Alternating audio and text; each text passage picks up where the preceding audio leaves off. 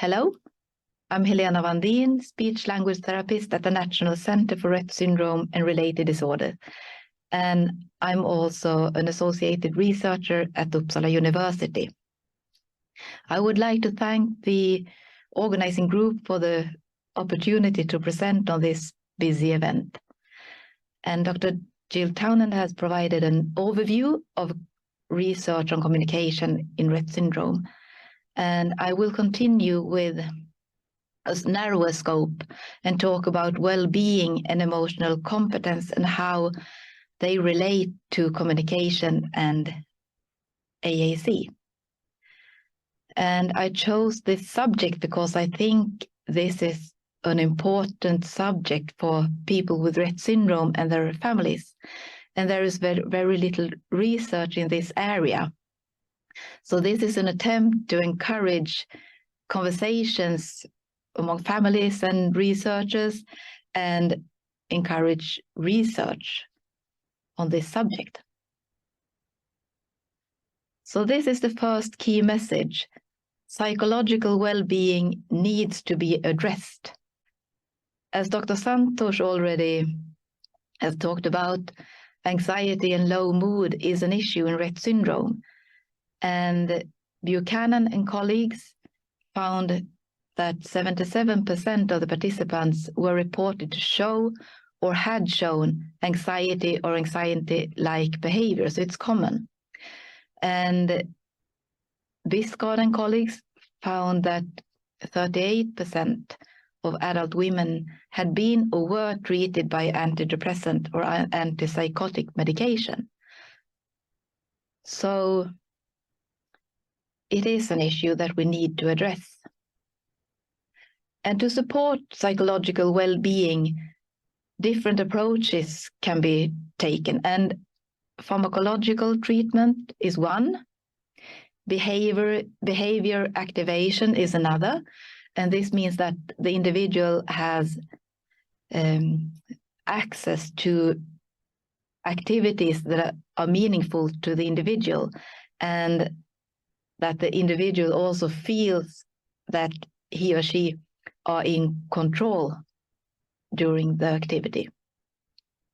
And a third approach is to support emotional competence, which is what this presentation is about. And the second key message is that emotional competence develops through interaction and experiences, as many other things. And emotional competence is to be aware of one's own and others' emotional state, and also to know the label of emotions, the names of emotions, for example, sad, proud, nervous.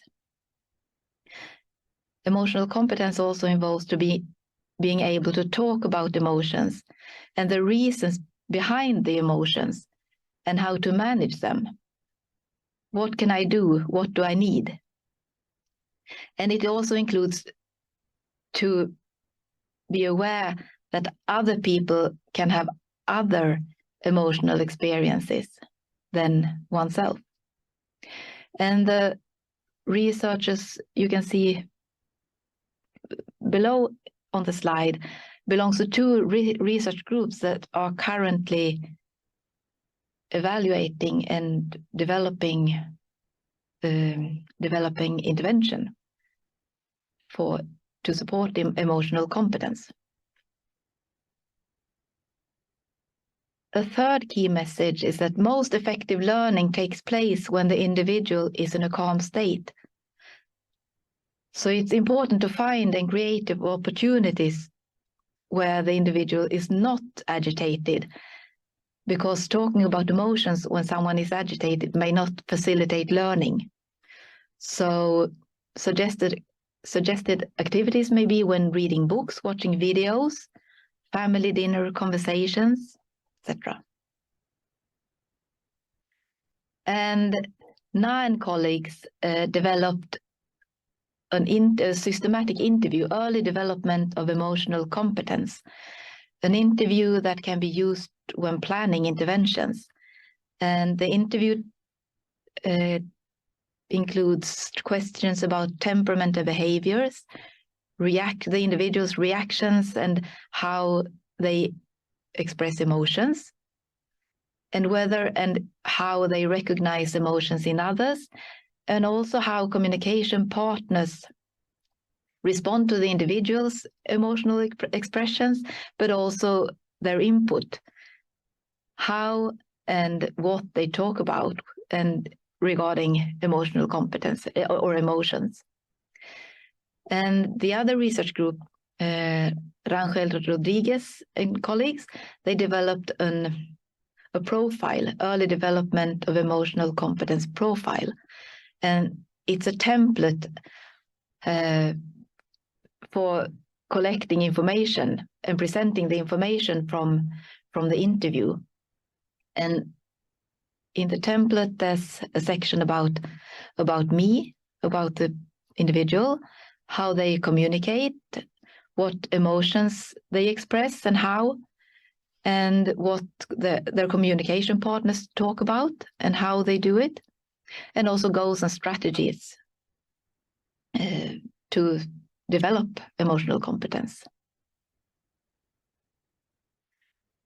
And Na and colleagues developed strategies for talking about emotions as partners. And it's a program to encourage communication partners to talk about emotions. And they encourage support partners to provide and model labels for a variety of emotions and to validate, that is to accept and discuss emotions, and also communicate about the research and appropriate responses to emotions.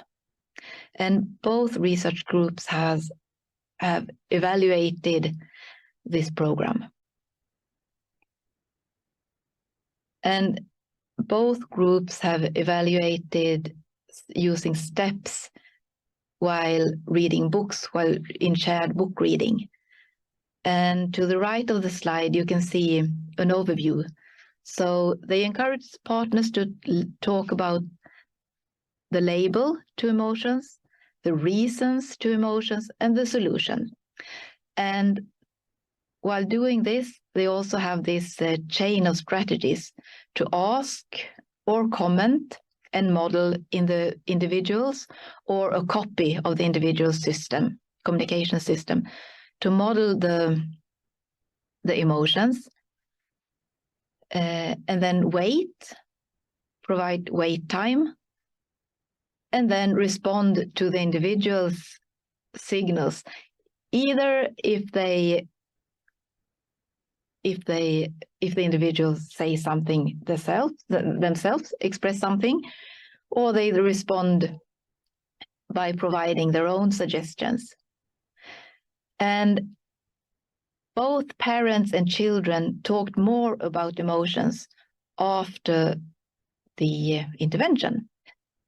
I would like to really encourage anyone that is interested to read these articles, because they are very practical, concrete examples of how to support emotional competence.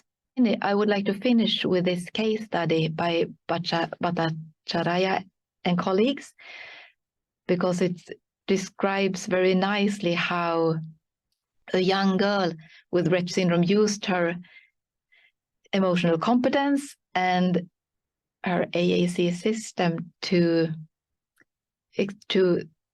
talk about emotions and advocate for herself. Before the regression, she had 80 spoken words, and she received her eye gaze device by the age of 3, and then it was used daily.